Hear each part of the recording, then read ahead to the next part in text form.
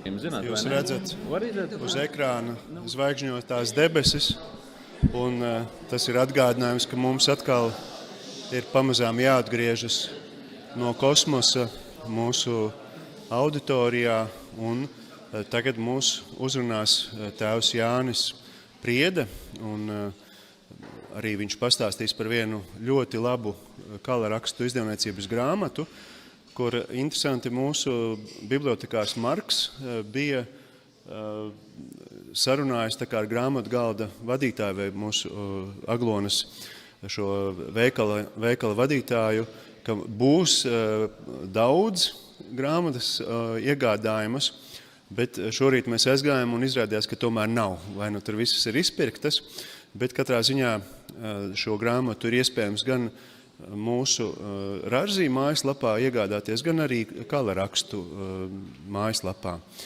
Un tad mēs ar tēvu Jāni runājam, cik minūtes drīkst runāt, lai būtu atkal starpbrīdis.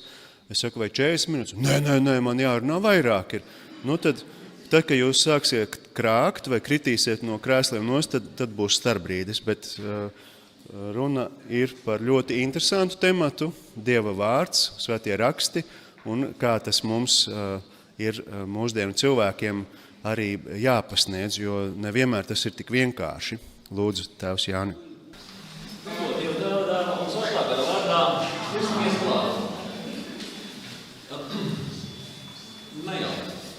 Ja jums nav mīgs, tiešām sakiet ceļat roku un sakiet vienkārši pārbraukums. Tātad, skaidrs, ka es jums nevaru izstāstīt visu eksegēzi. Tāds mazs ievadiņš. Un sāksim ar to, ko saka Jēzus, jūs pētiet rakstus,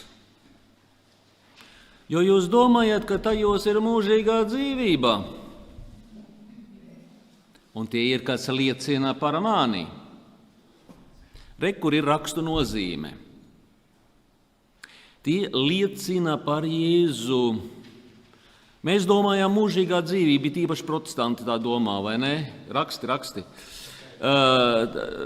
Bet šie vārdi pasaka to, kā mums ir tā Bībele jālasa. Jā, mūžīgā dzīvība viņā ir, bet tā mūžīgā dzīvība ir Jēzus. Un par kādiem rakstiem te runā Jēzus? Viens otrs reiz teiks, par jauno derību, tur taču ir par Jēzu, vai ne? Aha, vai tā jaunā derība bija uzrakstīta Jēzus laikā? Tātad, par ko te runā Jēzus? Viņš runā par veco derību.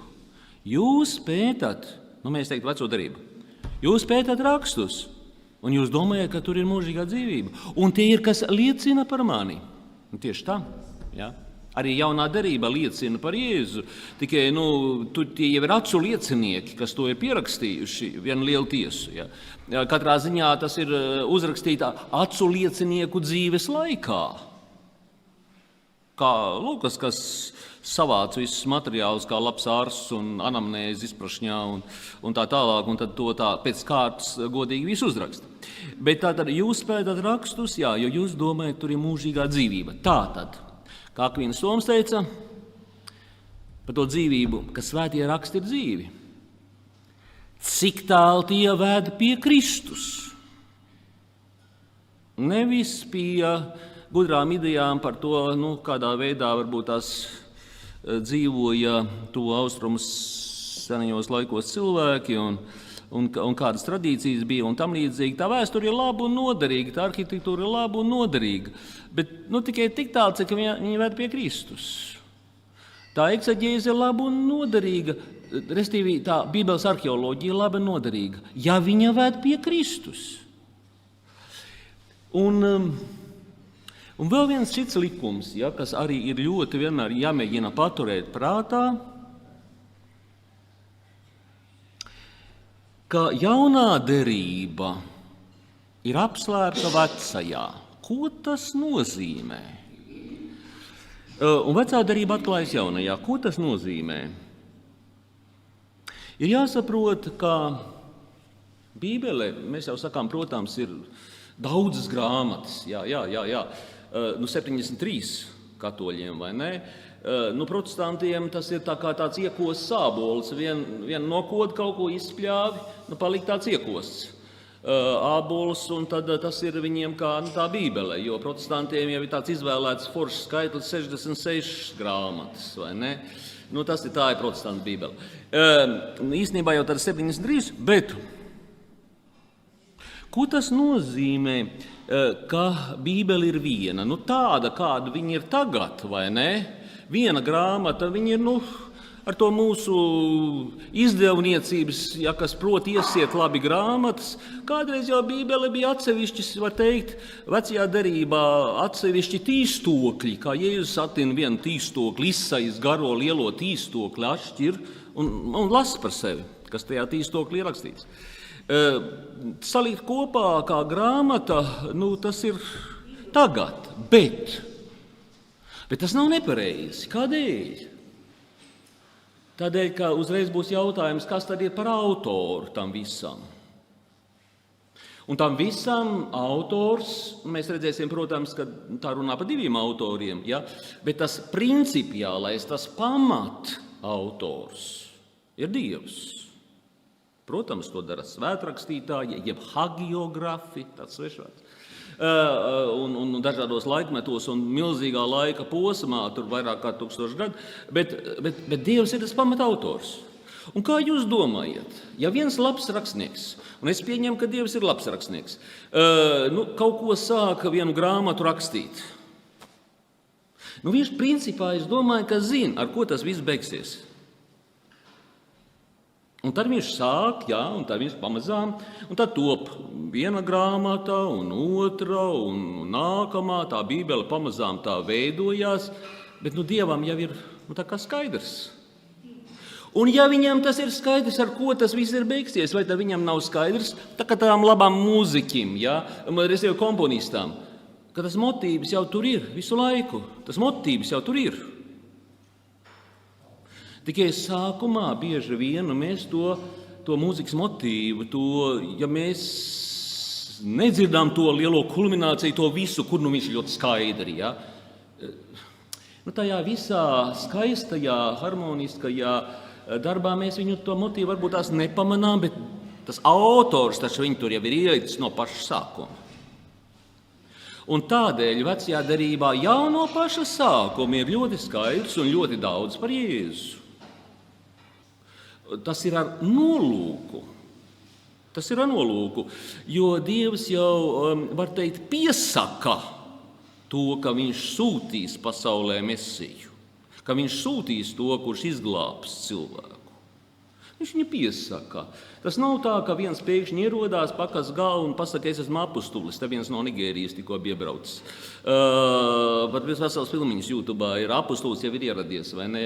Kad bija 15. 16. augusta svētki, kad apustulis darbojās Daugavas krastā. Kaut ko dziedināja, apmēram tā. Restīvi tāds, kurš, no gaisa nokritis, izdomājis, ka viņam rekur ir viņa baznīca un tā tālāk. Nē. Jēzu Dievs bija pieteicis gadsimtiem, 1,5 gadu, 1000 vēl vairāk, iepriekš, ka viņš sūtīs Mesiju, un visu laiku pa brītiņam, ja tas tiek atkārtots jaunās darbos, jaunos tekstos, Dievs bija pieteicis, un pieteicis arī kāds viņš būs, un kad darīs brīnumus, un aklie tur redzēs, un kur liet dzirdēs, un žēlastības gads, kas tiks sludināts, tas viss tur bija. Un pat kurā vietā viņš piedzims, vai ne? Betlēme, tur tā pilsētiņa, vai ne?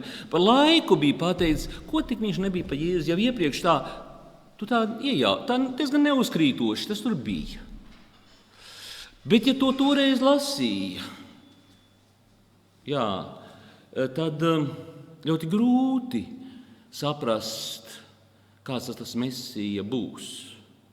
No vienas puses tiesnesis tiesās, no otras puses tā kā cietējs kalps, tā kā jērs. Bet vai tā karalis varbūt tās tomēr karalis? Ja? Tā kā ļoti neskaidri tajā laikā, kāds tas Mesija būs. Bet viņš tas viss tur ir, par viņu ir pateikts tajā vecajā derībā.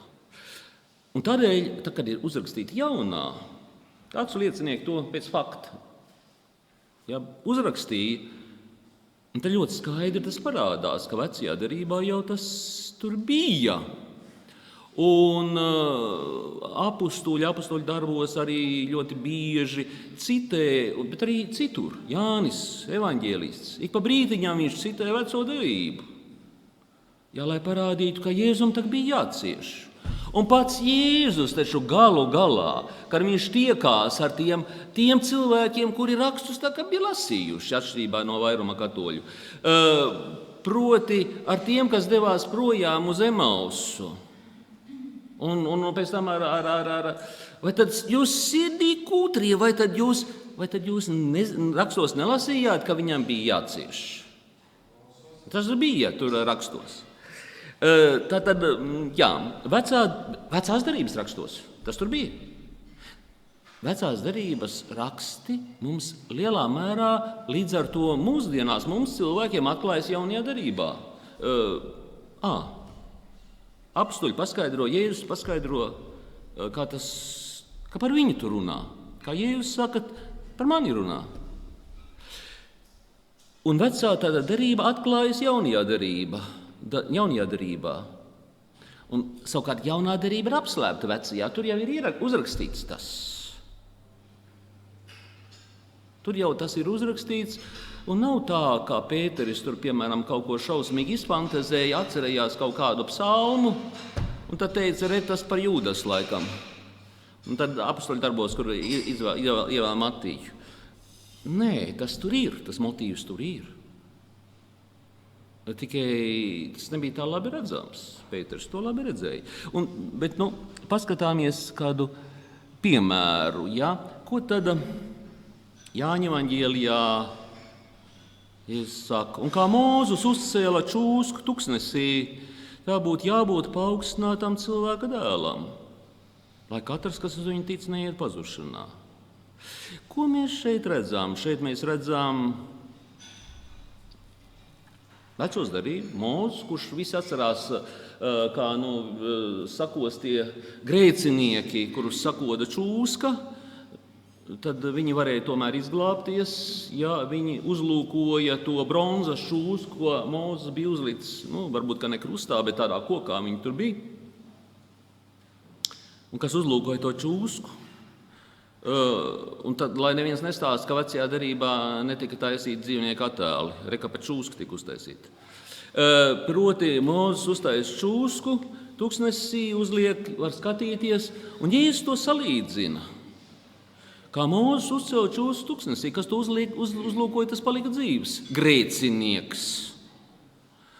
Tāpat jābūt paaugstinātam cilvēka dēlam, lai katrs, kas uz viņu tic, neiet pazušanā, bet iemanto mūžīgo dzīvi. Jēzus pats mums rāda, kā saskatīt, mēs teiktu, motīvus. Saskatīt to, īstenībā to veidu, kā Dievs runā ar cilvēkiem vecajā derībā, jo Dievs jau runā tā, kā cilvēki var saprast. Un cilvēks saprot, pirmkārt jau ar vārdiem, bet ka viņam pakrastā pirkstu, viņš arī saprot. Proti, ne jau vienmēr vārdi ir vajadzīgi, var jau arī ar žestiem, ar darbībām. Un Dievs, kas ir visu visumu radījis, vai ne? Visums eksistē. Jā, visums eksistē. Bez cēloņa jau pats vēl nav. Acīm redzot, Dievs arī ir, vai ne? Jo citādīgi mēs nesēdētu. Proti, Dievs, kas ir visu radījis, viņš taču galu galā ir arī lielā mērā noteicējis, vismaz lielos vilcienos, mums katram ir mūsu brīvība, protams, izvēlēties savu likteni, arī pa vēstures notikumiem. Un tādēļ tie vēstures notikumi arī norāda uz kaut ko. Tur tie motīvi arī ir. Jēzus, karalis, vai ne? Tāpat kā Dāvids, galu galā Dāvida dēls. Jā, tikai viņa valstīm nav no šīs pasaules, bet karalis viņš ir. Jā, tātad šeit mēs redzam, ka arī Jēzus pats parāda mums, kā tad Bībele ir jālasa. Paskatīsimies. Jāņa evaņģēlija. Un tie sacīja viņam kādu zīmi, tad tu dod mums, lai mēs redzētu un ticētu tev, ko tu darīsi. Ko tu darīsi, vai ne? Kāda būs tā zīme? Mūsu tēvi ēda mannu tuksnesī, un tas rakstīts maizi no debesīm. Viņš deva tiem. Tā tad, jā. Mūzus laikā, redzi, kādu zīmi Dievs deva. Un ko tu darīsi? Kā tu parādīsi, ka tu vispār kaut kas esi? Un tad Jēzus tiem sacīja, tad Mūzus, jums deva maizi no debesīm. Bet mans tēvs jums dod patieso maizi no debesīm. Jo Dieva maize ir tā, kas nāk pasaulē un dod dzīvību. Un tad tie viņam sacīja, kungs dod vienmēr mums šo maizi. Un tad Jēzus vēl skaidro, es esmu dzīvības maize. Un kas nāk pie manis, tas nesalks, neslāps. Kas manu miesu ēd un manas asinis dzer, tam ir mūžīgā dzīvība. Mana miesa ir patiesa ēdiens.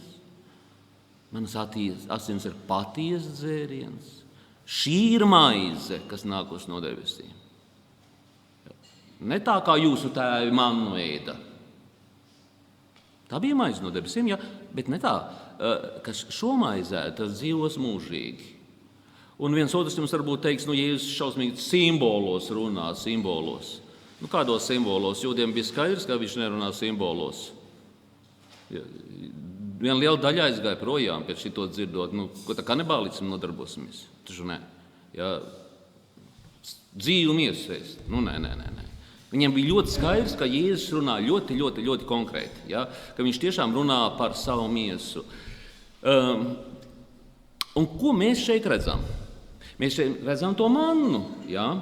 Un kur tad ekseģēta problēma ir, tas uzdevums? Nevis noskaidrot no kādiem ķērpiem, no kādiem izsvīdumiem vai no kurienes tās brīnumainais ēdienas tur tuksnesī būtu uzradies.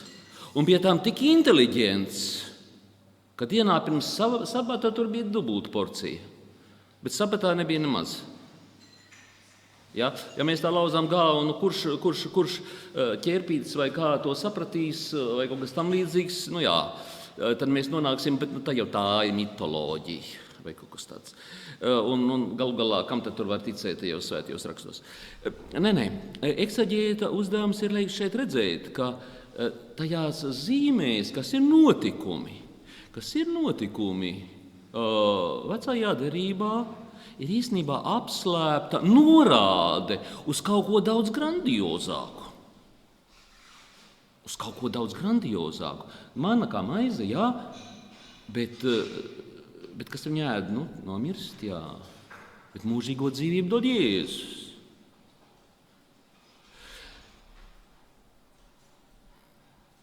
Un viscaur, visa vecā derība ir šāda. Gan manna, gan čūska, gan izceļošana, no Ēģiptes. Tad reāli notikumi. Bet vienlaikus arī zīmes kaut kām daudz lielākām. Dievs darbojas vēsturē. Kaut kādām transcendentālām, pārdabiskām. Mēs runāsim, protams, ka dažreiz šie notikumi, atbilstoši tās grāmatas žanrām, var nebūt arī taisnība notikumi, bet viņi vienalga vēstīja par Jēzu. Kad eksegēzi mācās, tur ir skaidrs, ka žanrs ir žanrs, un psalmu dzied vai Salamāna poēzija, viņa mīlas, šī dziesmā pavisam citādāk runās nekā tajos vēsturiskajos aprakstos, kur apraksta, cik liels bija tas stallis, ko Dāvids cēla vai tam līdzīgi. Par to runāsim par žanriem, ka žanri jāprot atšķirt, birkas pareizi, jāprot piekabināt, respektīvi. To eksegēzē runā, bet īstenībā mēs zinām, ka Dievs darbojās tajā vēsturē, tajos notikumos, un ne tikai šajos brīnumainajos notikumos. Viscaur tajā vēsturē viņš darbojās. Un to jau zināja Protams, Jēzus to zināja, vai ne? Apostoļi to, protams, zināja. Baznīcas tēvi Augustīns un visi hieronīms, protams, ja jūs paņemat viņu komentārus, viņi ļoti skaidri parāda šo Dieva ekonomiju. Ekonomija ne tā kā mūsdienu baznīcā, bet dievišķo ekonomiju, varbūt pieminēšu to pēc tam.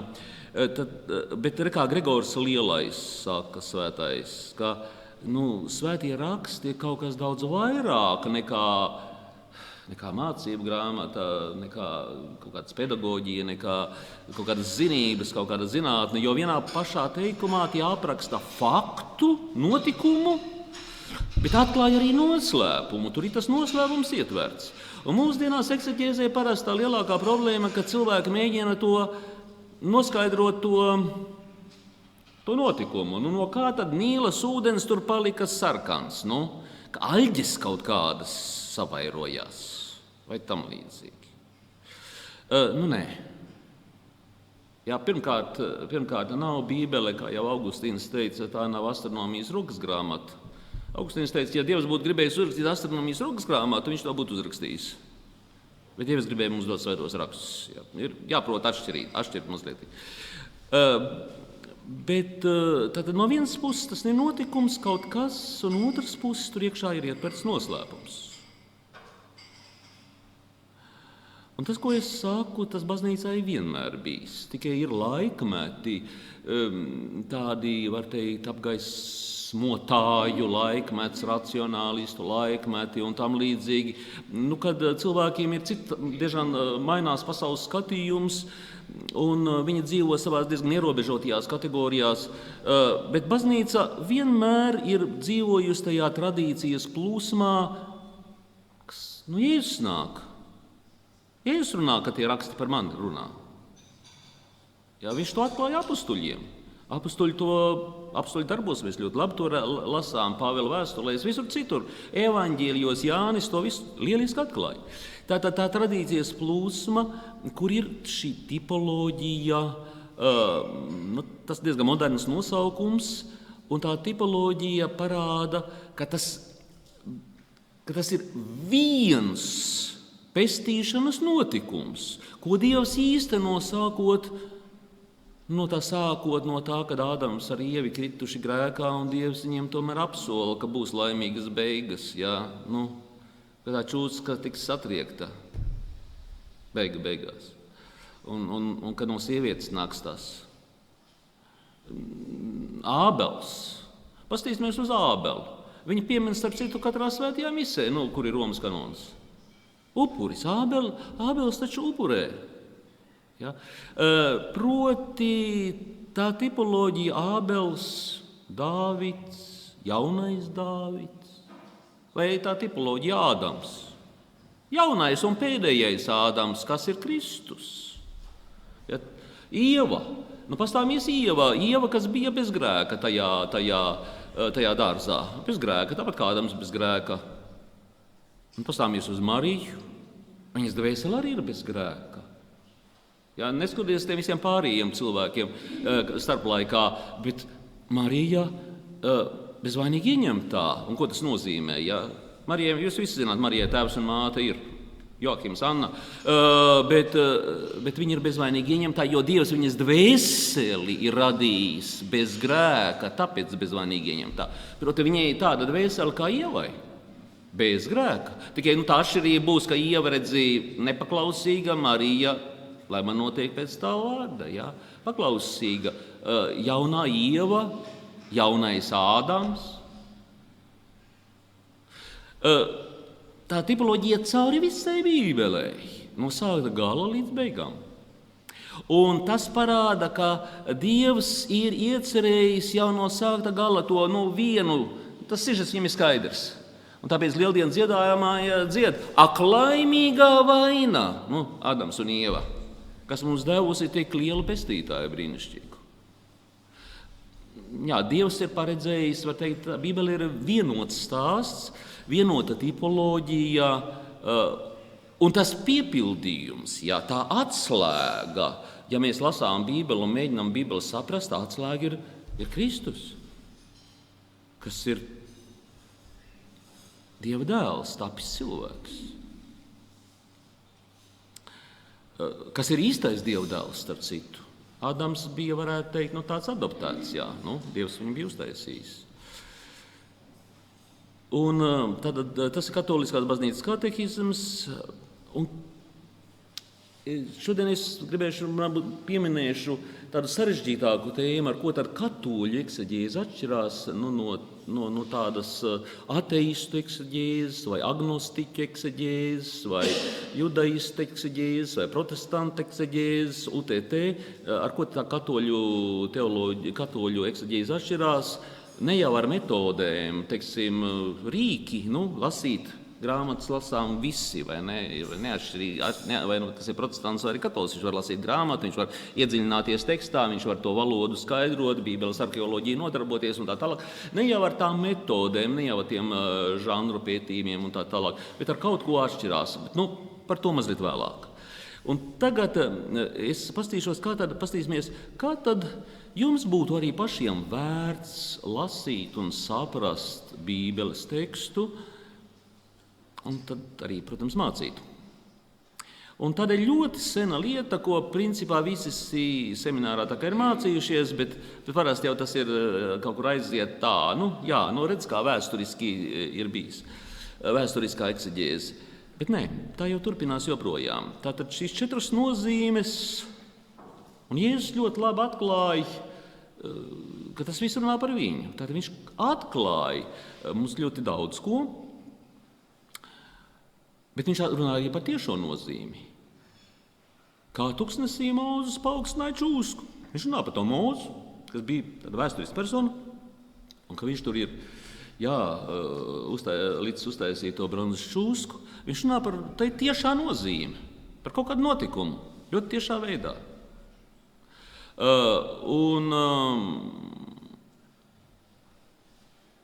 Tiešā nozīme, kas vienmēr ir ļoti svarīga, ja tās tiešās nozīmes nebūtu, ja tas Mūzes tur nebūtu bijis, tad nebūtu jau arī nekādas garīgas nozīmes tur atvasināmas no šī notikuma. Bet paskatāmies, tad tiešā nozīme un garīgā nozīme vienmēr ir ļoti cieši saistīta Bībelē. Tas ir neatraujamas lietas. Mūzes, čūska, un šeit Jēzus krustā sistais.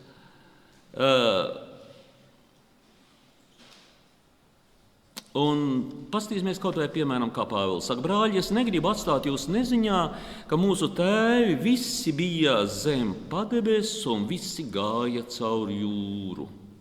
Un padebesē un jūrā visi ir kristīti Mūzu un visi ēda to pašu garīgo barību.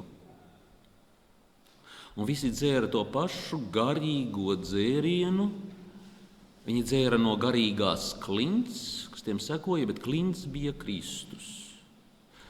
Pāvils jūts būdams, runā par saviem senčiem, par tēviem, par tiem, kas izceļo no Ēģiptes. Visi gāja cauri jūru, un viņš saka, visi ir kristīti tur. Ja? Tā ir tāda norāde mums kristības sakramentus šeit. Un visi ēd to pašu garīgo barību, kas nebija Jēzus miesa. Tā bija tikai norāde uz Jēzus miesu. Viņi dzēra no garīgās klints. Atcerēsimies, kā Mūzes daudzīja ar savu spieķi. Kas tiem sekoja, bet klints bija Kristus. Protams, ka šeit, ja mēs iedziļinātos šajos vārdos, varētu veselu lekciju lasīt, bet ko mēs redzam? Ka šie notikumi un Kristus, viņi tiek sasaistīti kopš, Jēzus pats, Pāvils šeit, var teikt, kuri ļoti labi saskata, ka vecās derības notikumi ir norādes, Dieva gribētas norādes, uz to realitāti, kas ir Svētajā misē katru reizi, kad mēs viņu celebrējam kaut vai. Ja? Bet tas svētās misas realitāte jau izriet no tās realitātes, kas ir Kristus. Kristus mums dod sakramentus, to maizi un vīnu. Viņi ir arī, bet viņi turpinās mums, barot mūs līdz šai dienai. Bet kā garīgā nozīme, jā, viņa bija jau Mūzes laikā. Garīgā nozīme, tas ūdens, kristības ūdens, tas ir ieceļošanā. Mēs redzam šķērso to jūru, šķērso ūdenī ir.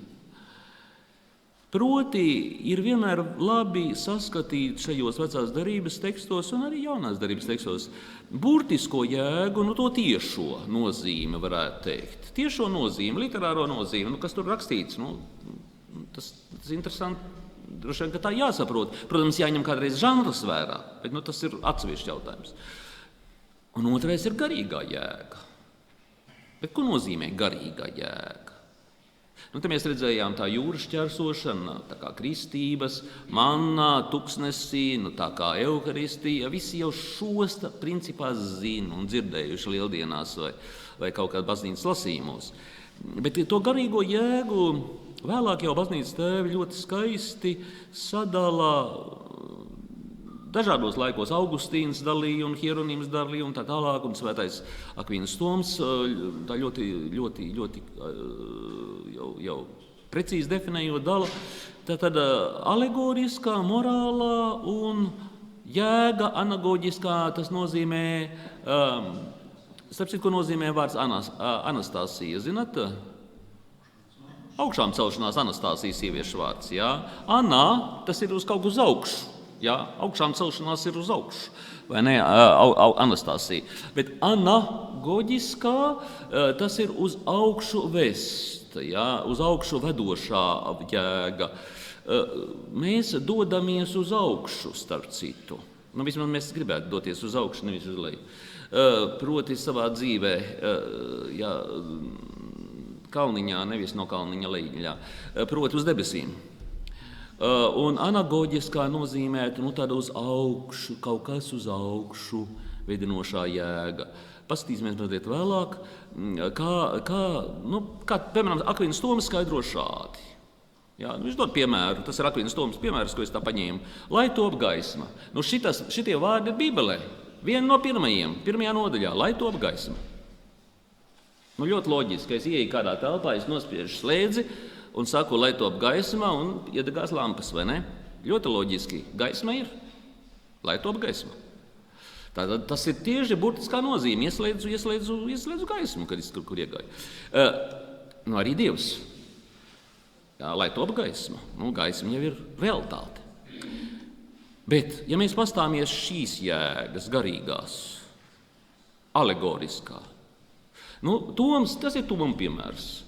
Viņš saka tā, mēs zinām, Kristus ir pasaules gaisma, vai ne? Un tāpēc baznīca ir tā pilsēta kalnā, kuru nevar nepamanīt, viņa ir gaiša. Tā Kristus ir pasaules gaisma. Lai top gaisma. Un Toms saka, lai Kristus dzimst baznīcā. Ja? Jo kā Dievs, kā logos, viņš jau vienmēr no tēva iznācis. Ja viņš jau vienmēr, bet kā cilvēks, viņš dzimst. Un līdz ar to arī baznīca cilvēku vidū šeit ir. Kristus jau ir cilvēks. Viņš ir baznīcas galva, starp citu. Mēs esam locekļi. Ka Kristus cilvēku tapšanā, var teikt, te ir baznīca. Baznīca vienā personā, gan virs zemes, bet baznīcas galva ir šeit. Tad, lai Kristus dzimst savā baznīcā, viņa cilvēka tapšana šeit būs pasaules gaisma, lai top. Tas būtu šis alegoriskais, jā? Bet kas būtu morālais? Mums visiem tā kā vajadzētu morāli dzīvot. Lai topam par gaismu. Mēs tā saucamies, gribam saukties par gaismas bērniem vai kaut kas tam līdzīgs. Ko tas nozīmē? Lai topam par gaismu, lai Kristus mūs ieved savā... Lai topam par gaismu, tas ir, lai mūsu prāts ir apgaismots. Lai mūsu prāts ir apgaismots. Un mūsu sirds ledēg. To nozīmē, lai topam par gaismu. Apgaismots prāts, ticības apgaismots prāts, ja ticības iededzināta sirds, kā gaismas bērniem pienākas. Un tas anagoģiskais, līdz ar to varētu pilnīgi apmainīt vietām šeit, lai topam par gaismu, mēs taču gribētu ieiet debesu godībā, tajā mūžīgajā gaismā, kurā nekas netīrs nevar ieiet. Un tādēļ no tiem grēkiem būtu jātiek vaļā. Lai viņus nevajadzētu mazgāt šķīstītavā. Par ko mūsdienās diezgan maz runā šķiet. Lai Kristus mūs ieved savā godībā, lai mēs topam par gaismu, par tādu gaismu, kas ir gaismā, kā viņš. Viņš ir gaisma no gaismas. Arī mēs, lai topam par gaismu, tad runa ir par šo anagoģisko, par šo debesu Jeruzalemi.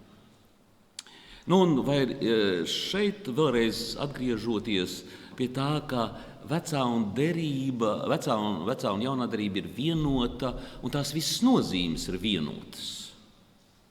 Viens cits, piemēram, šis izceļošana no Ēģiptes. Izceļošana no Ēģiptes. Ebrejiem vajadzēja tur pabūt Ēģiptē, jo tur bija ļoti labi apstākļi, tad tauta beidzot kļuva par tautu. Vai ne? No nedaudziem cilvēkiem, kas izceļoja, viņi kļuva par lielu tautu, tā kā Dievs bija Abramam apsolījis. Es tev darīšu par lielu tautu. Vai ne? Un par diezgan lielu tautu viņi tur Ēģiptē arī kļūst. Tad tas ir tas būtiskā nozīme, ka tagad liela tauta, kurai iet slikti, viņi ceļo laukā no Ēģiptes. Bet alegoriskā nozīme, mēs tikko runājam, ka tā jūras šķērsošana alegoriski ir kristība, kristības sakraments. Kristības sakraments. Morālā nozīmē izceļošana. Mēs visi esam kā Abrams aicināti izēj no savas zemes, no savas tautas. Izēj. Diezgan amorālas dzīvesveidi varbūt tās izēja. Mēs esam aicināti atbrīvoties no grēka važām, no šīs verdzības važām un dzīvot jau kā brīviem cilvēkiem. Un ko nozīmē kā brīviem cilvēkiem? Pats Jēzus teica, ko cilvēka dēls darīs brīvs, tas patiesi būs brīvs. Un līdz ar to arī diezgan apspiests cilvēciņš, kaut vai vergs, var būt brīvs. Jo, ja viņa cilvēka dēls dara brīvu, te ir tā morālā nozīme, proti šī izceļošana no grēka, valstības. Un anagoģiskā nozīme, tā ir tā Dieva tautas iziešana, uzkāpšana, došanās augšup mūžīgajā godībā. Debesu Jeruzalem, par ko runā apostols Pāvils. Un ko šeit runā izceļošana? Uzreiz redzam četras nozīmes. Pirmkārt, tiešā Izraels, viņš jau izceļoja. Viņš tur 40 gadus ceļoja to mazo gabaliņu, ko varēja noiet mēnesī, 2. Vispār, kā gliemezis varēja vilkties. Tālāk Kristus, tā būtu alegoriskā nozīme, Kristus, kristība, baznīcas dzīve, tā morālā nozīme. Un mūžīgā pilnība, izceļošana uz mūžīgo pilnību, uz debes. Mēs, starp citu, esam kur? Mēs visi sakam, mēs esam svētceļnieki. Un uz kurien tad mēs svētceļojam tā īstenībā? Labi, uz aglonakājām, bet principā uz kurieni? Mēs svētceļojam virzienā uz kurieni? Uz mājām. Pie tēva. Tas ir kā tas Jēzus tajā līdzībā stāsta.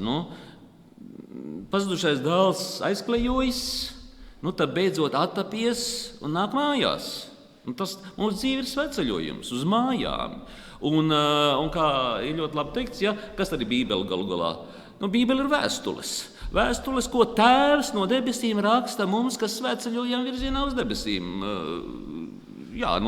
Viņš mums kaut ko raksta. Galu galā būtu jāņem vērā, ko tad tēvs mums raksta, kas vēl esam tikai ceļā pie viņa. Tātad, ko mēs te redzam? Mēs te redzējām tās 4 nozīmes. Tiešo nozīmi, bez kuras, protams, nevar tā Bībelē lasīt tikai alegoriju vien. Bībelē ir jāprot un pirmkārt jau jāredz tie notikumi, un zem tiem notikumiem, ne tikai notikumiem, bet zem tiem tekstiem ir dažādi žanri bieži vien. Un jāprot izvērtēt, kas ir kurš žanrs, ka sakamvārdu žanrs tomēr mazliet atšķirās varbūt no tā, kā ir aprakstīta pasaules radīšana. Vai arī sakamvārdu žanrs atšķirās no dziesmas, mīlestības pilniem vārdiem, kur ligavainis lec pakalniem pāri. Jā. Skriešs nāk legdams pāri pakalniem, nevis ciņiem, bet pakalniem. Proti, cits žanrs, cita valoda, un aiz kur arī visur slēpjās no vienas puses gan tiešā nozīme, tikai vajadzīgs saprast to žanru, no otras puses arī tās alegoriskās un visas pārējās nozīmes. Tad, ja Bībeli lasāt sev, galu galā, ko nozīmē sev arī bērniem, pēc tam varēsit vai citiem par viņu stāstīt, tad ir vērts šajos vecās derības tekstos lasīt viņus tā, kā viņus lasīja Jēzus un kā viņš mācīja apstuļiem. Un baznīcas tēva ekseģēze, ja jūs lasīt citās valodās, latviski diemžēl nav, normāla baznīcas tēva komentāru ir Augustīns, starp citu, Augustīna atzīšanās ir, ja paņem tur, es nezinu, kurā nodaļā, kaut kur uz 10, kaut kur uz beigām, tur ir Augustīns, kā viņš skaidro garīgi, kā viņš skaidro Bībeles pirmās radīšanas pirmo nodaļu, un tad maz ieskatu var būt, kā Augustīns skaidro garīgi šos tekstus, bet pie tā vēl atgriezīsimies. Vai jums ir kādi jautājumi? Es teiktu par šo zināmā mērā pirmo daļu manai lekcijai varētu teikt, par to, kā saprast Bībeli, par tiešo nozīmi un par garīgajām nozīmēm, jeb jēgām. Grūti pateikt, kā būtu labāk, burtiskā nozīme, burtiskā jēga, garīgā nozīme vai garīgā jēga. Un šo alegorisko, morālo, anagoģisko, kas viss ir meklējama svētajos rakstos. Pāvils par to daudz runā. Ko var saskatīt šajos tekstos, šajos simbolos. Jā. Varētu būt tā, ka mēs ar katru garīgi cenšamies atrast pārējās nozīmes, jēgas, un viņu tur nav. Nevienmēr, es domāju, ka nevienmēr tas ir nepieciešams. Jo vecā derība, ja mēs viņu lasām tikai tā, bez komentāriem, baznīcas tēvu, mums nav tas skaidri uzskatāmi, tad labāk jau nefantazēt, tā, galīgi nefantazēt. Dievs jau runā dvēselē, tas kļūst diezgan skaidrs, reizēm saskatāmi šie notikumi, šī garīgā jēga, skaistāk un labāk un iedzīgāk, protams, mums kā katoļiem būtu paņemt labu garīgu komentāru un pastīties, ko tad baznīcas tēvi un ko gadsimtiem ilgi, kā šis notikums ir saprasts garīgi. Un tad mēs īstenotu vienu no katoļu ekseģēzes tādiem būtiskiem principiem, ka katoļu ekseģēze ir saskaņā ar visu baznīcu. Un tā nav kaut kas tāds no pirksta izzīves pilnīgi jauns, bet tas viss ir tādā vienā kontinuitātē, vienā saskaņā aizvien, Tas būtu skaisti, bet latviešu valoda ir diezgan, latviešu valodā maz literatūras, un pat tās, kuras ir, labas grāmatas netiek atvestas, kā Blaumanis teica Pindacīšajā laikā, jā, uzkārt uz zīda diegē, es teiktu to bibliotekāru, kas teica, ka te tās grāmatas esot, vēlāk par šitām runāšu. Nu jā. Vai vajag pārtraukumu mazu? 3 minūtes, vajag, nevajag? Ja jautājumu nav? Nevajag. Ok, ja kādām vajag, tāpēc ceļiet roku. Tagad pāris vārdus par dievišķo ekonomiju varbūt. Katoļu baznīcas katehisms dievišķo ekonomiju definē kā visus dieva darbus, caur kuriem viņš sevi atklāj un dod dzīvību.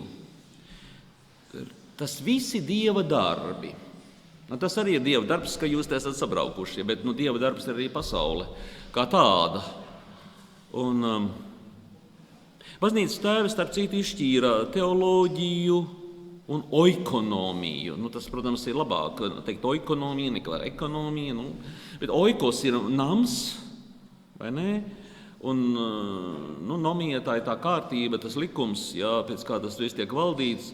Namturība, varētu teikt, dievišķā namturība, dievišķā ekonomija. Dievs kā labs saimnieks, un viņš ir saimnieks, un viņš galu galā, viņa nams, viss tā šī pasaule, viņš kaut kā tās lietas kārto un vada. Un līdz ar to baznīcas tēva teoloģija, tas ir par teos, tas ir par Dievu, mēs iepazīstam Dievu, kādas tās attiecības ar Tēvu, Dēlu un Svēto garu, un kāds ir Dievs, tur taisnīgs, žēlsirdīgs un tam līdzīgi. Tas būtu tā kā teoloģija, bet tā ekonomija būtu, tad tie Dieva darbi, caur kuriem, kā katehismā ir teikts, viņš sevi atklāj un dod dzīvību. Un tajos dieva darbos jau var saskatīt Dievu. Bet Pāvils par to runā, jā?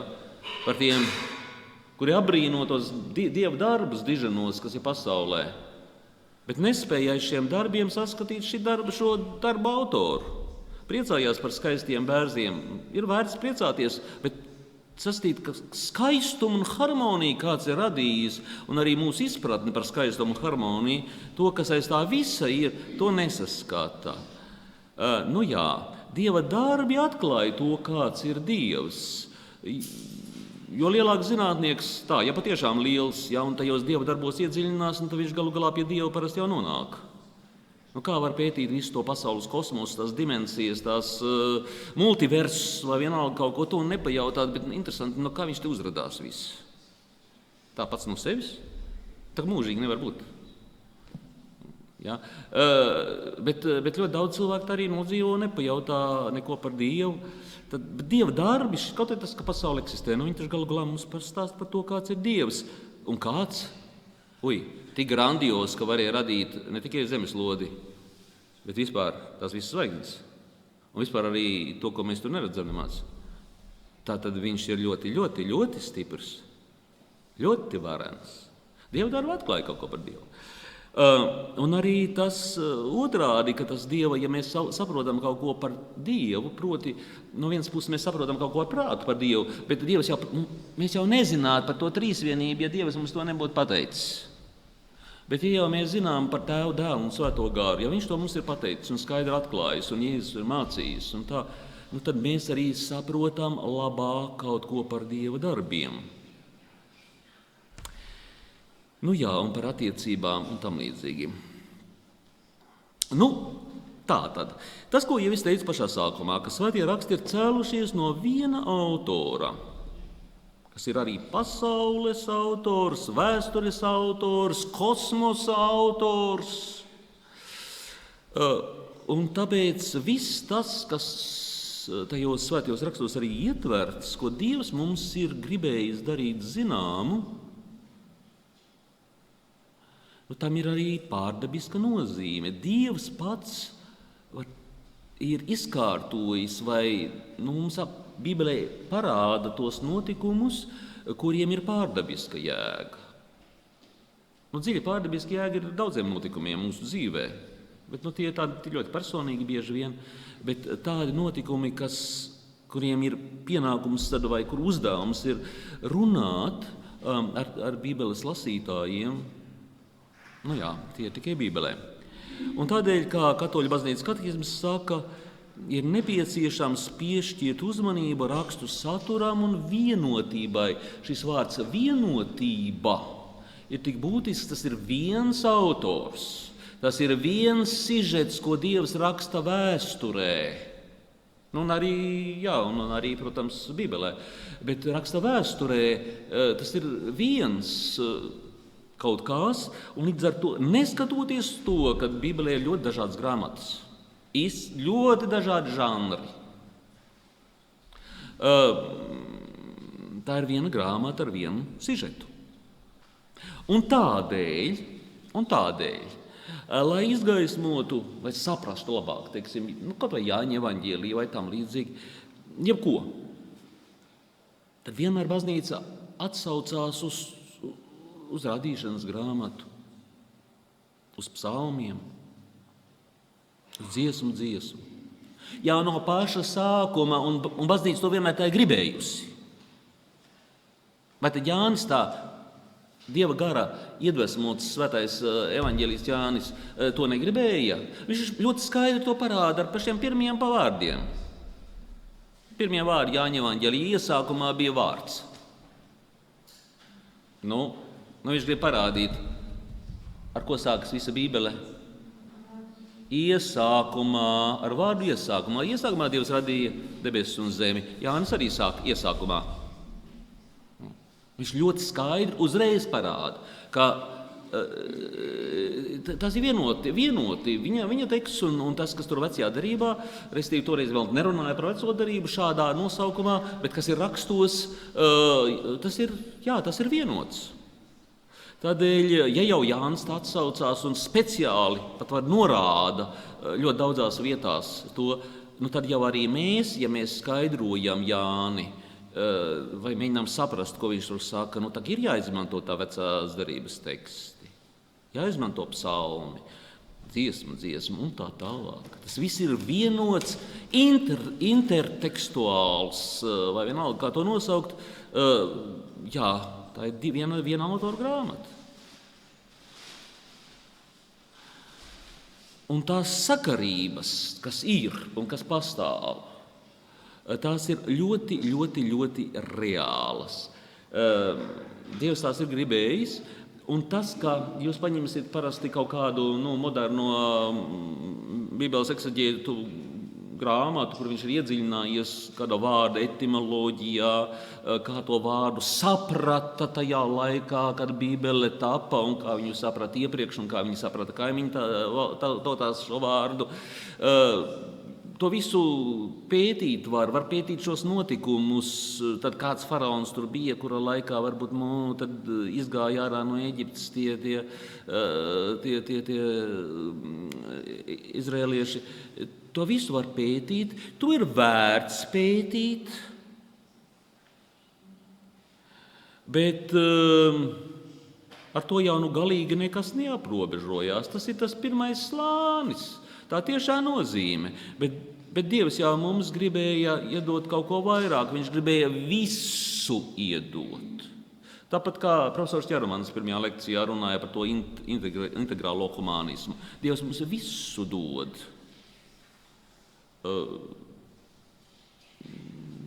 Vai mēs ņemam visu pretī? No Bībeles. Tad Bībelē šie noslēpumi veido to dinamisko virzību, piemēram, Dievs bija pieteicis Jēzu. Un Bībelē mēs to varam redzēt, kaut vai kas tad galu galā ieveda apsolītajā zemē tautu, vai Mūzus, vecās darības Mūzus, mēs tā teiktu.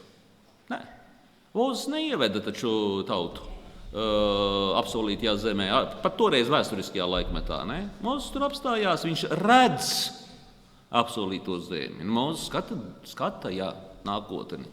Viņš redz, bet ieved jau latviešu valodā Jozuā. Pastīsimies, kā tas ir.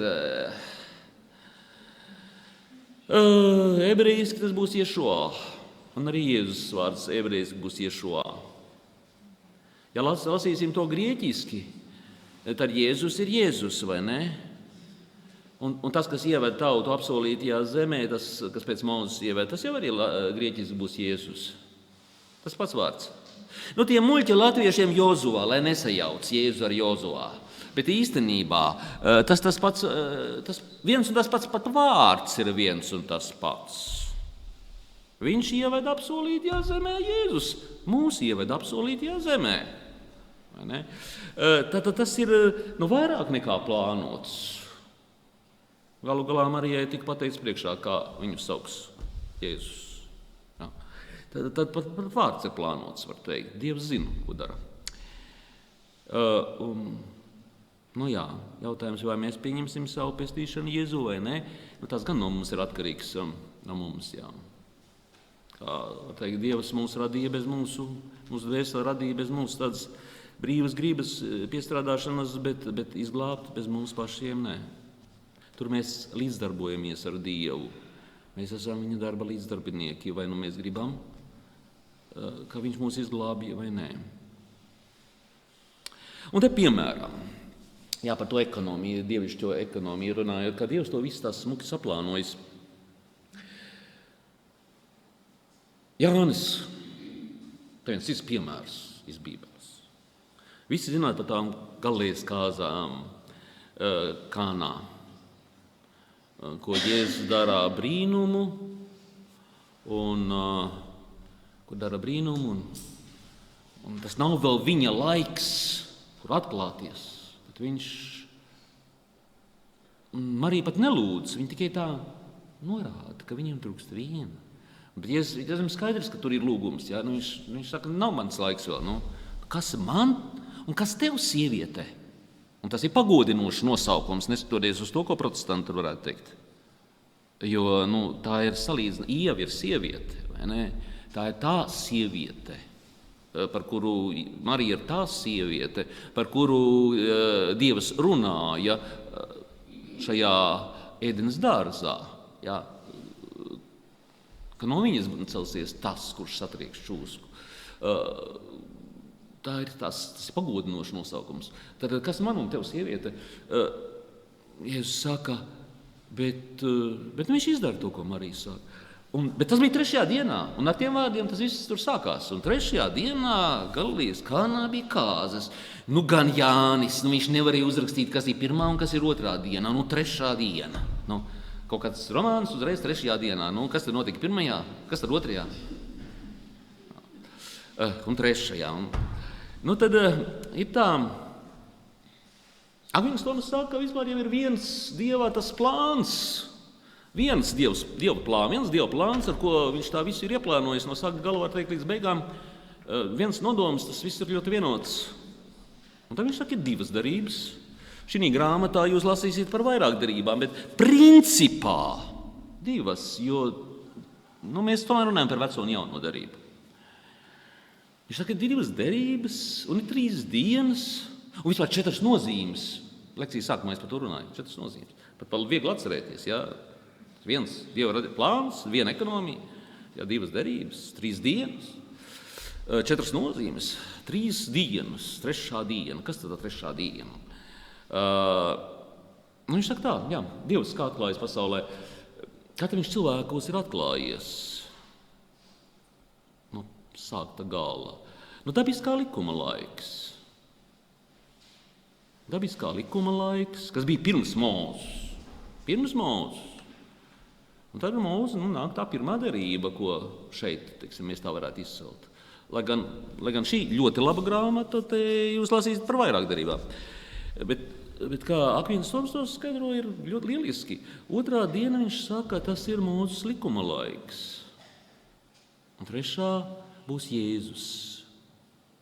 Galilejas kāzu laikmets. Līgavains ir ieradies, var teikt. Kāzas. Kungs, kas ir iemiesojies, svin kāzas. Un ko tas nozīmē dabiskā likuma laiks? Dabiskā likuma laiks arī dievkalpošanā ir dabiskā likuma laikā, var teikt, diezgan dabiska. Proti, altāris lielā mērā, gandrīz vai kā galds, tie, kas ap galdu tur sēž, Pirmais dēls ir vienmēr, teiksim, vai vecākais, tas ir priesteris. Jā, tas ir priesteris, tur tas upuris ir, katrs, teiksim, tas galva, ģimenes galva, viņš ir tas priesteris tajā ģimenē, tajā saimē. Viņš upurē. Mūzes likuma laikā tā vairāk nebūs. Bet tikai nebūs pēc tā zelta teļā. Pēc zelta teļā tikai viena cilts kļūst par priesteriem. Tikai viena. Ja? Bet pirms tam bija savādāk. Ja, par to varētu, šī grāmatā ļoti labi aprakstīts par to, kā Mūzes pie Sinaja kalna tur rīko to derības apstiprināšanu, un kas tad tie par jaunekļiem, kas viņam tur palīdz. Jā, neiedziļināsimies. Tad pirmā diena ir šis patriārhu laikmets ar dabisko reliģiju, proti Noās, Ābrams, kas ir priesteri, Melhizedeks, tas ir priesteris, ķēniņš, un Melhizedeks ir arī ķēniņš. Un, jā, ģimenes maltīte ir tāds upuris, par ko vajag pateikties Dievam. Mēs vēl līdz šai dienai pasakamies Dievam par maltīti. Un radīšanas grāmata parāda, kā grēks pakāpeniski izjauc šo dabisko kārtību. Ādamam ir tikai viena sieva galu galā, pat arī pēc krišanas grēkā. Un viņš vēl nevienu nav nokāvis. Bet pastāmies uzreiz jau Kains, kā viņš tur uzdarbojas, un pēc tam jau sāksies poligāmija, un kas tik nē. Pamazām dabiskā kārtība ar vienu izirst, un tad grēka plūdi. Var teikt, Dievs mēģina atjaunot kārtību kaut kā. Tad grēks izjauc to, ka grēks ir destruktīvs pēc savas dabas. Un tad vienā brīdī tā dabiskās kārtības vietā stājas tas rakstītais likums, dzīvnieku upuru tāds laiks, Mūzes likumi, atsevišķi svētnīca, kur tā ir svētnīca visā pasaulē vienīgā, kur ir Dieva godība, levītu, priesterība, jā, pirms tam ģimenes tēvi varēja būt, un tad tālāk tie bija priesteri, rituālā šķīstība, galu galā tautai ir jāiemāc, kas tad ir tīrs, kas ir netīrs, sāksim ar nomazgāšanos. Neapgānīšanos, ja, tad Izraēla nošķiršanās no pagānu tautām, šis laikmets, bet jā. Un tad nāk žēlastības laikmets ar Kristu, ar adventu, ar baznīcu, ar jaunās derības sakramentiem, žēlastības laikmets, kas turpināsies līdz vēstures noslēgumam. Un tāpēc tas kāzas, jā, 3. dienā, 3. laikmets sācies. Žēlastības laikmets Jēzu Kristu. Tā var šo vietiņu skaidrot. Kādēļ ne? Un šis, var teikt, tās dažādās nozīmes, notikumiem, priekšmetiem, katrā laikmetā viņas mazliet atšķirās. Ja lasām Bībeli, tad Dieva gars lidinās pār ūdeņiem jau pasaules sākumā. Dieva gars lidinās pār ūdeņiem. Radīšanas laikā. Un ūdens ir tas, kas dabiski šķīstī. Plūdi. Mazliet, lai šķīstītu to pasauli no visiem tiem. Un vēlāk jau Mūzes likuma laikā tas ūdens jau arī tiek izmantots, lai šķīstītos. Pieskāries mironim, un tad tu esi nešķīsts. Ja vēl kaut kam pieskāries, atkal nešķīsts. Ir jāiet mazgāties. Un jūdiem vēl līdz šai dienai ir mikves, tādi trauki. Galu galā Kānās arī Jēzus pat tādas trauks piepildīja ar ūdeni, lika piepildīt ar ūdeni un to ūdeni pārvērt par vīnu. Tāds milzīgs trauks, šķīstīšanās trauks, kurā vajag iegremdēties. Un, lai tad nebūtu nešķīsts. Bet tikai, protams, tas šķīstība bija tāda rituāls, diezgan rituāla lieta. Izpratne par šķīstību bija tāds rituāls, jēdziens varētu teikt. Bet šī šis atjaunošanās ūdens, mēs redzam, ka jau iziešana cauri sarkanai jūrai, taču ūdens. Un arī šeit viņi taču tiek šķīstīti, bet viņi to īsti neredz. Jā, viņi tiek šķīstīti no tās verdzības, no faraona verdzības vai tam līdzīgi, bet viņi neredz, bet kā saka, teikts vēstulē ebrejiem, viņi no tālienes redzēja, no tālienes sveicā. Viņi bija ceļotāji zemes virsū šie Mūzes laikmetā. Tur bija tas noslēpums. Nomira nesaņēmuši apsolīto, bet no tālienes redzēja to klinti, kas ir Kristus. Un ka Mūzes viņu redzēja, ka viņa vaigs pilnīgi sāk spīdēt. Un viņš bija spiests apklāt to vaigu. Un tad žēlstības laikmetā, tad beidzot tas ūdens, kas ir ūdens, visu laiku bija ūdens, un joprojām tas ūdens, viņš ir ar žēlastības spēkā tāds reāli iedarbīgs. Mēs piedzimstām no ūdens un svētā gara. Tie iepriekšējie tēli iegūst savu reālo piepildījumu. To realitāti, ko mēs ar savām acīm joprojām gan neredzam. Bet ja mēs redzētu to realitāti, kas tur ir, mums acis vienkārši ir pieķepušas, nevis ar holesterīnu, bet īstenībā mūsu cilvēka daba neļauj mums redzēt, ka Jēzus miesu klātesošu tajā zem maizes zīmēm. Mēs vienkārši neredzam. Kādreiz Dievs dara brīnumu, lai mēs redzētu, bet tas ir tāds brīnums. Bet kādreiz mēs redzēsim. Kādreiz mēs redzēsim to realitāti, kas patiešām ir realitāte. Tajā zem maizes zīmēm tur ir reāli Kristus miesa. Tajā manā viņa nebija. Tur nebija reāli manā. Tur bija tikai tāda norāde uz nākamo realitāti, uz to realitāti, ko mēs vēl neredzam, bet kas jau ir.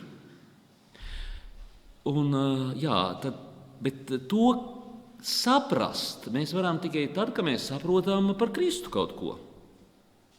Ka tā ir patiešām reāli Kristus miesa, ka mēs to zinām, tad mēs varam saprast, bet kā to mannu tad saprast, tā ir norāde uz to. Labi, droši vien, ka vajadzīgs kāds neliels pārtraukums, pirms runājām par sarežģītos vārdos, mazliet nedaudz par 4 katoļu ekseģēzes pamatprincipiem. Vai ir kādi jautājumi? Tad te bija tā ideja par pārtraukumu. Tad 3 minūtes, vai ne? 4. Ja pēc 3 minūtēm sāksit nākt kopā, tas nozīmē, pēc 5 varam sākt runāt.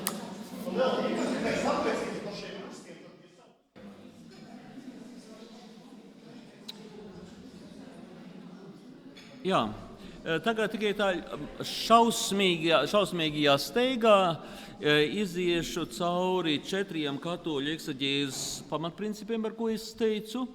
Un tas ir tas, ar ko tad galu galā katoļu ekseģēze tā atšķirās no protestantiem, no jūdaistiem, no agnostiķiem un no daudziem fantastiem, kas, piemēram, meklē svētajos rakstos pierādījumu dažādiem, var teikt, nezināmas izcelsmes lidojošiem objektiem, tie esot eņģeļi vai vēl kaut kas. Proti tādiem, fantaziju mīļotājiem. Pirmkārt, inkarnācijas princips. Un tā ir analoģija, tas nav burtiski saprotams, jo Jēzus Kristus ir ļoti loģiski, viņš ir Dievs. Viņam ir Dieva daba un cilvēka daba. Dievam tēvam nav cilvēka dabas. Dievam tēvam ir dievišķā, var teikt, viņš ir dievišķs pēc savas būtības. Dievišķs savas būtības, bet Kristus ir pēc savas būtības, viņš ir Dievs, bet daba, cilvēka daba un Dieva daba. Un svētiem rakstiem var teikt mazliet analoģiski. Ir gan šī dievišķā daba, gan cilvēka daba. Dievs ir autors. gadu simtiem tūkstošiem, praktiski pusotru, šie raksti tapuši, tad dievišķa daba, jā, ļoti skaidri. Tas sižets ir Dievam ļoti skaidrs, kas tur notiek, ko viņš grib pateikt tajās savās vēstulēs mums ceļiniekiem šeit. Jā, dievišķa daba. Taču no otras puses raksta jau vai tos tekstu mums dod cilvēki, svētrakstītāji, hagiografi. Vai tie būtu pravieši, vai tie būtu varbūt tās apustuļi, vai evaņģēli, vai teiksim, jā, citi autori. Tie ir konkrēti cilvēki, un katrs cilvēks vienmēr dzīvo konkrētajā laikmetā, izmanto tā laikmeta valodu, tā laikmeta priekšstatus, lai kaut ko stāstītu. Tādēļ arī, piemēram, Bībeles pašas pirmās nodaļas lieliski atspoguļo tā laika priekšstatu par pasaules uzbūvi. Kāda ir pasaule, kad Dievs viņu rada, tas ir tā laika zinātniskais pasaules priekšstats. Ja mūsdienās kāds Bībeles nebūtu un Dievs gribētu uzrakstīt, lai uzrakst Bībeli mūsdienās, tad varbūt tas sāktos ar šādiem vārdiem. Iesākumā bija lielais sprādziens. Ja? Vai kaut kas tam līdzīgi, vai iesākumā Dievs sarīkoja lielo sprādzienu. Proti tiek izmantot tā laikmetā priekšstati, arī bieži vien stāstījumi par plūdiem vai tam līdzīgi, kas tiek ļoti pārveidoti un tad iekļauti pārveidotā veidā tajā tekstā, lai pateiktu to, ko grib pateikt Dievs un ko grib arī svētrakstītājs pateikt. Proti viņš izmanto to tēlu sistēmu, priekšstatu sistēmu, valodas dažādās, jā, tur ebreju, grieķu, aramiešu valodas izmanto tos līdzekļus, kādi ir viņa rīcībā. Bet tie cilvēku līdzekļi, cilvēku instrumenti. Jēzus Kristus arī, no vienas puses Dievs, no otras puses cilvēks. Svētie raksti arī. Jā, no vienas puses tāda Dieva vārds, no otras puses cilvēku vārds. Tas ir tāds katolisks princips, proti svētie raksti nav nokrituši no gaisa, tā kā varētu teikt Korāns, jā, ko nodiktē viens eņģelis, it kā analfabētam Muhamedam. Bet nē, svētie raksti arī nav svētie raksti nav teksts, kas ir tapis, cilvēku uzrakstījuši, tā kā Homērs uzraksta savu Iliādu vai tam līdzīgi, un vienu dienu cilvēki izdomā, vai tas ir šausmīgi gudrs un labs teksts, vai tas būs mūsu svētie raksti. Nē, jā, tas nav, ka būtu tikai cilvēka daba, un kur cilvēki paši pēc tam to nosauc par kaut ko dievišķu. Nē, tas ir reāli, tas ir gan cilvēks, gan Dievs. Šeit ir ļoti labi sadarbojušies, lai gan principiālais autors, protams, ir Dievs. Tas ir inkarnācijas princips. Tad dievišķās iedvesmotības princips, kad tad Dievs darbojās caur patiesiem šiem cilvēkiem, šiem cilvēciskiem autoriem. Tas ļoti saistīts ar to inkarnāciju. Tad ekleziālais princips, ka svētie raksti pieder baznīcas dzīvajai tradīcijai, un tā īstā un pareizā izpratne būs tikai baznīcas dzīvajā tajā tradīcijā. Ja kāds pakasa galvu un saka, ne, bet šitā vieta, redzi, man svētais gars pateica, ir jāizskaidro šitā, vai ne? Un kā Luters, piemēram, jā, pietiek ar ticību. Kas tic, tas tiks pestīts. Un viņam ir sava interpretācija, var teikt, un nē, tas nav saskaņā ar to baznīcas tradīciju, dzīvo tradīciju, kas nāk jau no Jēzus laikiem, kurš Luters saka, darbus nevajag un tā tālāk, bet Jēzus teica, krājiet mantu debesīs. Strādājiet, krājiet mantu debesīs. Darbi ir vajadzīgi, tā manta debesīs.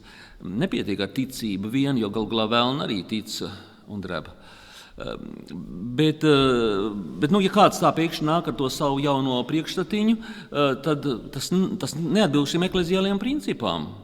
Kad tas būtu baznīcas tradīcijā. Nē, Ja, bet viņš nāk ar savu jaunu atklāsmīti, un tādēļ es tās teicu, ka ir vērts lasīt šos baznīcas tēvus un šos tekstus, lai saprastu, ja meklē to, iedziļināties to garīgo nozīmi, bieži vien to pats var ļoti skaidri redzēt, un es tā cenšos mācīt, kā to alegoriski un morāli un tā tālāk skaidrot, bet ir vajadzīgs, lai tas būtu tad kopā ar baznīcas to tradīciju vienmēr. Un baznīcas dzīvajā tradīcijā viņi arī joprojām tiek interpretēti pareizi. Nevis tā kā viens otrs, kas tā paskaitļo, tad laikam nākošais otrdien būs tas pasaules gals, jo Jāņa atklāsmes grāmatā tie skaitļi šitā sakrīt. Proti, tas nav saskaņā ar baznīcas dzīvo tradīciju. Un pedagoģiskais princips arī, ka Dievs pamazām māca tautu. Ja, Dievs pamazām mācījis ir tautu, jo ebreju tauta bija izcili stūrgalvīga, izcili stīvu skaustu. Ja, Dievs nebija izvēlējies to vienkāršāko variantu, bet ja jau tādu tautu Dievs pa tiem gadu simtiem tomēr kaut kā skoloja, ja, un viena daļa, liela daļa, acīm redzot, kaut kā var būt tās sagaidīja to Jēzu, kad Jēzus nokāpa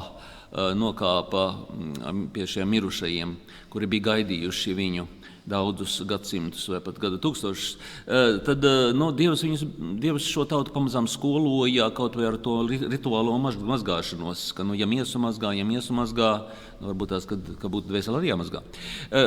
Bet tas pedagoģiskais princips, mēs viņu redzam arī kaut vai tajā, piemēram, kā Mūzes likums. Mūzes likums ir, Mūzes taču atļāva šķirties no sievas, vai ne? Starpcīt, Luters arī atļāva no tās sievas savam draugam tur šķirties.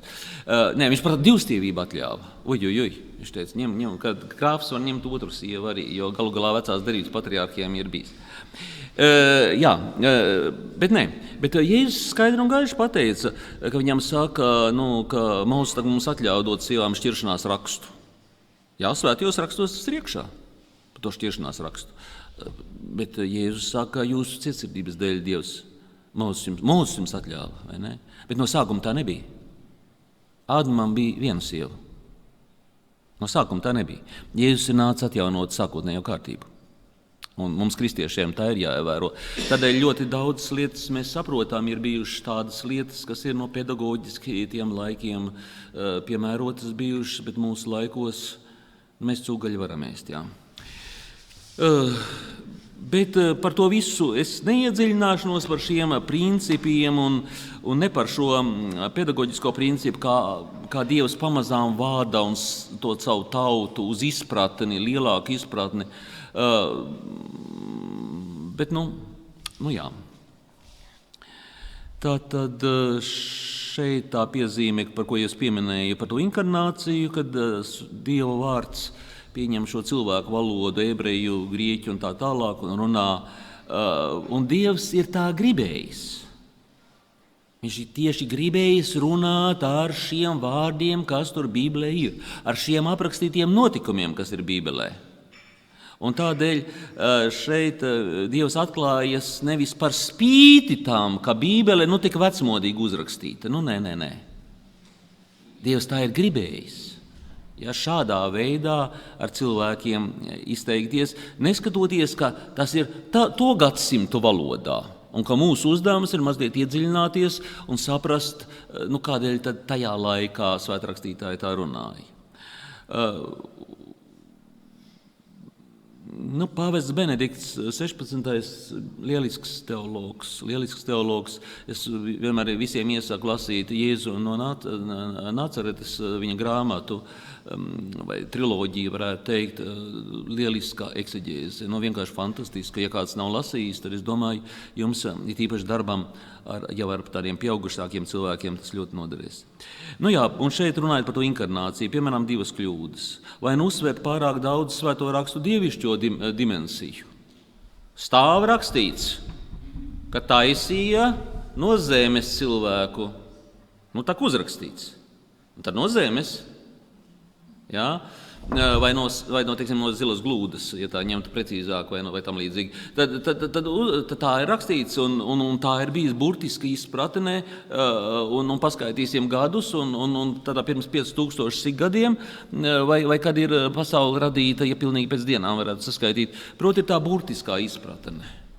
Burtiski plūdi, un viens otrs pat ir gatavs teikt, ka tu redzi kalna augšienēs, tur arī ir fosīlijas, un tātad plūdi līdz pat kalna augšienēm. Tas mēs zinām, protams, muļķības, bet tas ir pārāk uzsvērta tā dievišķā dimensija, nesaprotot, ka tā valoda, tā izteiksme, tā laikmetā priekšstāti, tie visi tur Bībelē ir. Un savukārt pretējā kļūda, kā es teiktu, jau pieminēju, tas ir uzskatīt viņu to par brīnišķīgu senās pasaules literatūras pieminekli, kuriem tie muļķa kristieši un pārējie ticīgie piešķīruši tādu kā svēto rakstu līmeni, un tagad domā, ka tie ir kaut kādi tur dieva raksti, bet īstenībā tad taču ir cilvēku sarakstīti teksti dažādos laikmetos. Un liela daļa ekseģētu vadās pēc šī principa. Kā? Kad ir sarakstīts, teiksim, viens kāds evaņģēlijs tur? Nevar būt, ka pirms 70. gada. Kāpēc nevar būt, ka tik agri? Droši vien vēlāk.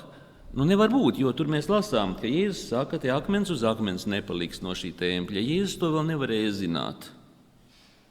Tā kā templi tur kārtīgi nopostīja, tad arī uzrakstīja. Jēzus tak nevarēja nākotni zināt. Tā daudz ekseģēti domāja. Un, diemžēl, katoļi viens otrs sāk skriet viņiem pakaļ. Vai vismaz ir skrējuši kādu brītiņu pakaļ. Tagad beidzot rāpjās ārā kaut kā. Un, piemēram, tā pašā radīšanas grāmatas 1. nodaļa. Kā Bībeles komisija ļoti pareizi saka, bet radīšanas grāmata taču nevēlas izskaidrot, kādā veidā radās pasaule un cilvēks. Tā tīri dabaszinātniski. Augustīns teica, ja Dievs būtu gribējis uzrakstīt dabaszinātni, viņš teica astronomijas grāmatu, viņš būtu uzrakstījis. Te nav runa par dabaszinātni, bet runāja par radītāju, viņa attiecībām ar pasauli. Dievs visa pirmcēlons un kā viņš to pasauli rada. Un tādēļ es teiktu, šī grāmata, kuru mūsu bibliotekārs teica, ka te varot brīvi nopirkt, respektīvi, jums būtu, kurš ir lasījis šo grāmatu? Bet no katehētiem vismaz viens ir. Tas ir divi. Nezinu, obligāti. Obligāti. Tā ir beidzot viena normāla katoļu grāmata. Viņš ir Stjubenbildes profesors, lielisks teologs, kurš raksta tādā valodā, ka to var saprast. Un pie tām labu teoloģiju. Es paņēmu to grāmatu te līdzi, un te jums parādīšu tādu mazu ieskatiņu no šīs grāmatas vienkārši, jo te runa būs nevis par 2 derībām, kā es teicu, tāda viens pestīšanas plāns, 2 derības, 3 dienas, 4 nozīmes. Nē, šitā viņš runā par vairākām, teiksim, kādām 7, varētu teikt, derībām, bet ļoti pastīsimies tā īsi, varbūt tās 5 minūtēs pašu sākumu, ja kādam ir papīra lapiņa līdz, var uzreiz uzskicēt puslapusē, apakšējā daļā izmantot un uzzīmēsiet kvadrātiņus. Par šo vietu, kad Bībelē ir iesākumā Dievs radīja debesis un zemi, bet zeme bija bezveidīga un tukša, jeb amorfa, bezveidīga un tukša un tumsa pār ūdeņiem. No vienas puses, pasauli Dievs rādā, Dievs ir pirmcēlonis, viņam cēlonis pašam sevi. Bet no otras puses tā ir bezveidīga, tukša. Kaut kas ir, bet bezveidīgs un tukšs. Kaut kas. Un tad, ja jūs uzzīmētu pirmkārt šitādu te pamatīgu smuku kvadrātiņus, un tā jūs varētu likt bērniem uzzīmēt. Pat godīgi sakot, arī pieaugušākiem cilvēkiem. Šādus, bet atstājot tur vietu augšā vēl drusku, tur vēl kaut ko uzzīmēs, augšā pēc tam uzrakstīs. Pa puslapu, teiksim, vienu rutiņu lapu apakšējā daļā stabili to var tā izvērst. Un sanumurētu 1, 2, 3, tas ir pareizajā virzienā. Pēc tam pastīsimies to pirmo kvadrātiņu, šito apakšējo. Pirmo kvadrātiņu vienkārši pārsvītrot tā smuku uz pusēm. Viena puse tums, otra puse gaisma. Pirmā diena, vai ne? Diena, nakts. Maliņā varat pierakstīt, ka tas ir laiks. Dievs laiks, Dievs rada laiku. Jā, diena un nakts. Pēc tam nākamajā tajā dodātņā, kur otrais. Te var iezīmēt, un kas tad notiek? Jūra un debesis rada, vai ne? Jūra un debesis. Jūra, tad ar vilnīši, debesis mākonīšus, un maliņā pierakstat, ka kur telpa jau ir. Ja tie plašumi, debesis un jūra, tie plašumi. Paskatāmies jau tajā trešajā līmenī. Trešajā līmenī, kad viņi iezīmē, tā nav domāta uzlēcošā saules zeme. Tā ir saliņa domāta. Ja? Tā ir saliņa. Un, lai būtu skaidrs, ka tā ir šī saliņa, tad varat iezīmēt arī kociņus, respektīvi tā ir zeme. Ja? Tā ir visu veģetāciju. Trešajā dienā koki, zāle, viss tas tur jau tagad ir. Tā zeme kļūst redzama. Un Dievs rada šo zemi, un tā ir dzīves vide. Bet kas tur dzīvo? Pagaidām nekā. Dzīves vide ir, dzīvot varētu. Dars ir, varētu teikt. Tad pēc tam, ja iet uz nākamo pusi, šeit bija rakstīts laiks, telpa, dzīves vide. Tagad ejam uz 4. kvadrātiņu, tas atkal no apakšas, iezīmējam saulīti. Iezīmējām mēnesi, zvaigznes, lielos spīdekļus. Un reka jūs jau zināt pilnīgi tagad no galvas, ka 4. dienā Dievs radīja lielos spīdekļus, sauli, mēnesi un zvaigznes. 4. diena. Ko viņš ir izdarījis? To līmeni, kur bija laiks, tad tas saule, diena, nakts laiks, tas tiek aizpildīts, laiks ir aizpildīts. Nākamajā dienā tie lielie plašumi, jūra, debesis, iezīmējām zivtiņas, Dievs zivis un arī putnus, tie domāt putni. Ja? Iezīmējot tur zivis un putnus un ir aizpildīta jau 5. diena, un pat jums pat nav jāmācās, kurā dienā Dievs radīja zivis un putnus. Jūs jau zināt, 5. 6. dienā iezīmējot vēl tur iekšā kādus dzīvnieciņus, piemēram, čūsku, ja? Tāds gudrs dzīvnieks, un kādu žirafu vai ko, un, protams, arī cilvēku. Un tad dzīves vide arī ir aizpildīta. Dzīvnieki izvēlaties paši pēc jūsu, mākslinieku talanta vai preferencēm. Un kas te sanāk, un pēc tam vēl jumtu var uzzīmēt. Ja? Pēc jumta neviens biznes neiet. Proti sabats, 7. diena. Te bija 1., 2. diena, tātad laiks, telpa, dzīves vide. Tas viss tiek aizpildīts. Un tad ir sabats, 7. diena. Proti, zeme bija šī amorfa, tātad neiztaisīta un tukša. Šī pusē mēs redzam, kā tas tukšums tiek piepildīts. Un šī 1. pusē mēs redzam, kā tas bezveidīgums, laiks, telpa, dzīves vide, vairāk nav bezveidīgs. Ja, ir veidots. Bet tas aizpildīts, viņš tiek šeit nākamajās 3 dienās, un beigās ir vēl sabats. Dieva atpūta. Starp citu, sabats ir kura diena? 7. vai ne? Un kura tā diena ir nedēļā 7. Sestdiena, pareizi, vai ne? Un nedēļa sākās ar kuru dienu? Ar pirmdienu. Un beigās, protams, neaizmirstiet uzlikt tornīti. Tad galu galā mēs esam kristieši. Vai ne? Tātad šeit ir tas aizpildītās jomas, te ir sakārtota pasaule, un šeit aizpildīts tās. Es jums parādīju, kā, un tad, protams, par to var runāt. Ja jau ir laiks, tad kāpēc Dievs rada galu galā to sauli? Kāpēc tas laiks ir? Kāpēc mums ir pulksteņi? Lai zinātu, ka jābeidz lekcija, teiksim tā. Vai arī zinātu, cikos ir mises svētā. Un ka svētdienā jāiet uz svēto misi, un tā sākās pulksteni tikos un tikos. Laikam ir ļoti liela nozīme. Laiks ir konkrētie svētki, ka Ziemassvētki tomēr ir kaut kādā konkrētā laika periodā, un lieldienas un vispārējais. Un kam tas viss ir domāts, lai Dievu godātu? Uz misi iet uz svētku svin Dievam par godu. Un ko tad Dievs ar šitām 7 dienām ir uzcēlis pasaules ēku, tā varētu teikt, to pasauli. Un kas tad tā pasauli ir? Tas ir tas viss radītais, kam tas ir radīts? Dievs to ir vēlējies uztaisīt kā? Viņš to ir vēlējies uztaisīt kā templi. Dievs ir radījis šo visu kosmosu, šo visu pasauli kā brīnišķīgu baznīcu, kā templi, kā vietu, kur pielūgt Dievu. Un tāpēc var jau iet arī un lūgties dabā, vai ne?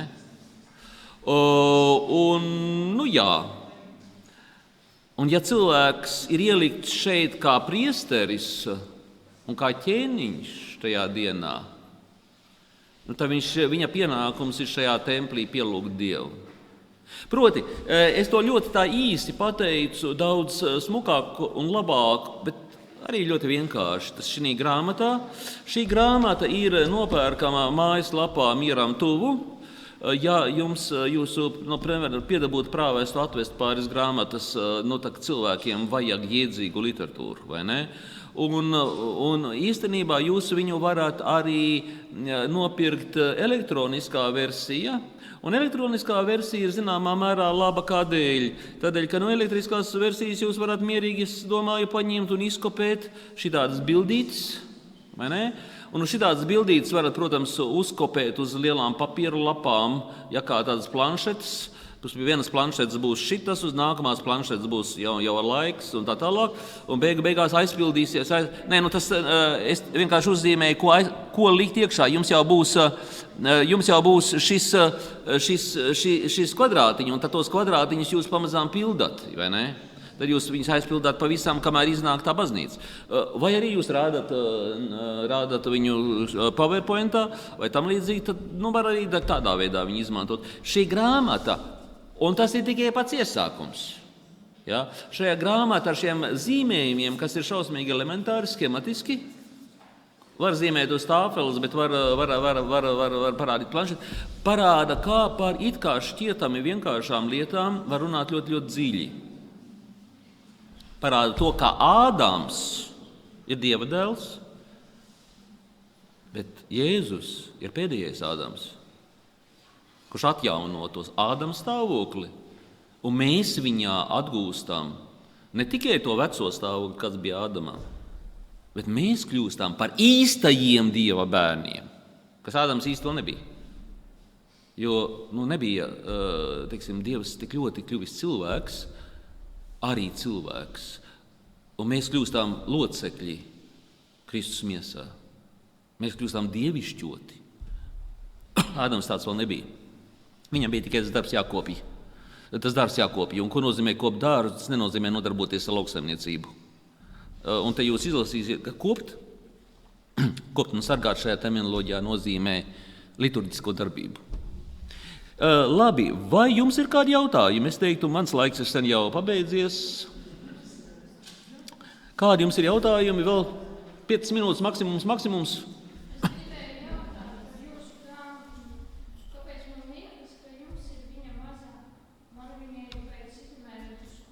Tāpēc, ka mēs esam es esmu pa gabalu no jums. Izskatās mazāk.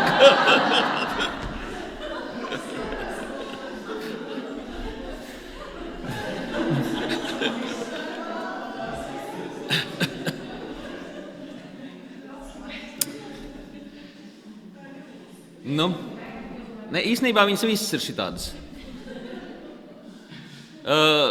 Vēl kāds jautājums? Muļķīgi jautājumi nav. Muļķīgas atbildes varbūt. Ja jums rodās kādi jautājumi, man kādreiz var sameklēt svētdienas vakaros pirms 8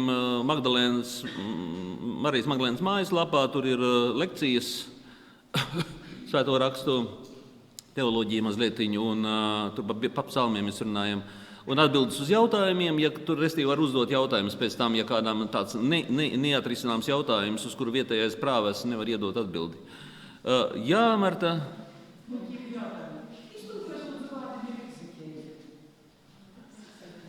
Izskaidrošana, tā varētu izvešana ārā kaut ko, jā. Eks ir laukā, ārā, un ja jau anagogēni ir uz augšu vest, ja, tad eksegēzi ir izvest ārā. Izvest ārā to jēgu, kas tur ir iekšā. Ja, tajā visos tekstos ir kāda jēga. Jautājums ļoti interesants ir tas 6 dienu, 7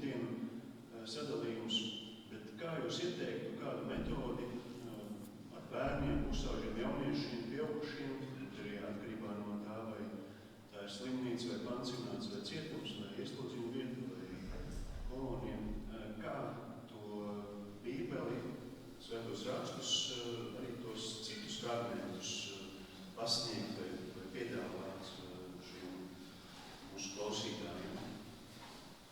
Es domāju, ka liela daļa no šīs grāmatas var jau stāstīt bērniem. Diezgan daudz, vismaz. Viņi sapratīs arī par to pasaules radīšanu. Dažas lietas, ko viņi nesapratīs no šīs grāmatas ar šiem zīmējumiem, bet jautājums par pasaules radīšanu tur ir atkarīgs ļoti no līmeņa, no tā, ar ko mēs runājam. Ar vienu profesoru tomēr runāsim mazliet savādāk un skaidrosim, pēc šīs metodas, lieliski, ka svētiem rakstiem ir dziļi filozofiski, teoloģiska jēga. Bet ar vienu citu, kas aizraujās varbūt ar kaut ko citu, mēs izskaidrosim, kāds tad pirmkārt bija šis seno tuvo austrumu pasaules skatījums, kā viņi izprata tās dienas, kā izprata pasaules uzbūvi, kā picas šķīvi, teiksim, kā picas šķīvi, uzliksim virsū salātu bļodu, otrādi uzliksim salātu bļodu. Un tagad, kā to tekstu saprast viņam vajag, viņš nesaprot, tad picas šķīvis, salātu bļodu apgāzt virsū, lai neatdziest, bet īstenībā viss tas tiek iegremdēts ūdenī. Un tā zem salātu bļodas ir ūdens, un virs salātu bļodas ir ūdens. Redzi, tā izskatās tas pasaules modelis, toreiz, kad, kā viņš ir aprakstīts. Un tad vienā brīdī Dievs saka, proti, tā vēlve ir tas, ar ko viņš atšķīra tos ūdeņus. Tie ūdeņi, kas ir zem tās salātu bļodas, viņš saka, savākties gar tās picas maliņām. Un pēkšņi pica kļūst redzama, zeme kļūst redzama. Un tā tālāk. Proti, un kas tad par to vēlvi staigā? Tur var staigā saule, mēnesis un tam līdzīgi. Proti, to mēs izskaidrosim tādām, varbūt tās, kurām interesē šī seno tuvo austrumu, tas zinātniskais pasaules izskats. Bet mēs viņam uzreiz to paskaidrosim, kāpēc. Lai paskaidrotu, ka šeit Dievs izmanto tā laika priekšstatu par pasauli.